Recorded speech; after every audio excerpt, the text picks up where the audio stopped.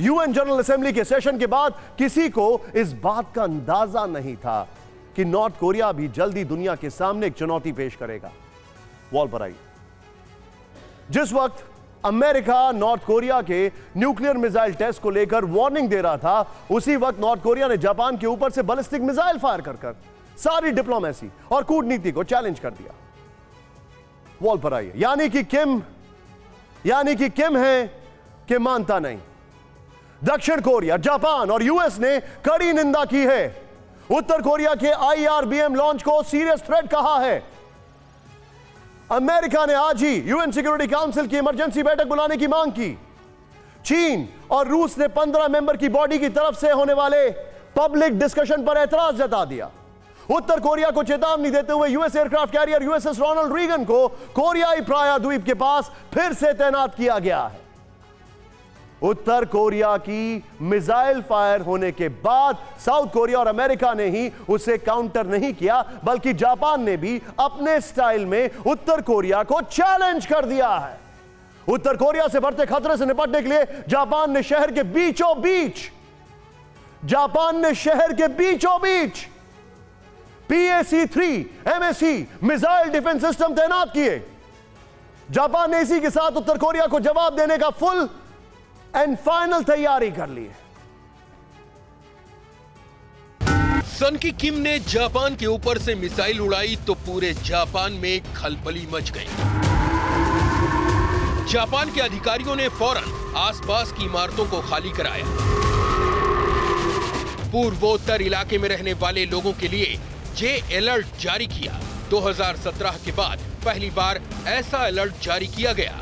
Japan के Hokkaido और Aomori इलाके में ट्रेन सेवाएं कुछ समय के लिए निलंबित की गईं, जो अब जाकर बहाल हुई हैं। जापान के प्रधानमंत्री फुमियो किशिदा तुरंत सामने आए। उन्होंने कहा कि उत्तर कोरिया की तरफ से किए गए मिसाइल टेस्ट की हम कड़ी निंदा करते हैं। गंभीर स्थिति को देखते हुए राष्ट्रीय सुरक्षा परिषद के साथ चर्चा की जाएगी। नॉर्थ कोरिया के मिसाइल लॉन्च पर किशिदा और अमेरिकी प्रेसिडेंट के बीच फोन पर गंभीर चर्चा हुई। इन सब के अलावा जापान में एक और बड़ी हलचल भी देखने को मिली। ये तस्वीर देखिए। नॉर्थ कोरिया की बैलिस्टिक मिसाइल्स के खतरे से निपटने के लिए जापान ने अपनी सुरक्षा के लिए शहर के बीचों बीच PAC-3 MSE missile defence system तैनात कर दिए। PAC-3 MSE missile defence system का मतलब patriot advanced capability 3 interceptor unit से है, जिसके बारे में कहा जाता है कि ये हिट टू किल है। दुनिया में सबसे ज्यादा एडवांस मानी जाती है। जमीन से हवा में मार करने की ताकत रखती है, जो पल भर में दुश्मन की मिसाइल को आसमान में तबाह कर सकती है। PAC-3 20 किलोमीटर के दायरे में किसी भी हमले का जवाब देने में सक्षम है और जापान के संविधान में आत्मरक्षा के लिए ऐसे हथियारों का इस्तेमाल करने की परमिशन दी गई है, खासकर तब जब ये खतरा जापान की ओर बढ़ रहा हो। इस बार ये खतरा उत्तर कोरिया की ओर से आया था, ठीक 2017 के जैसे। तब भी उत्तर कोरिया ने जापान के ऊपर से मिसाइल दागी थी और उस वक्त भी जापान ने अपनी सुरक्षा के लिए PAC-3 डिफेंस सिस्टम की तैनाती की थी।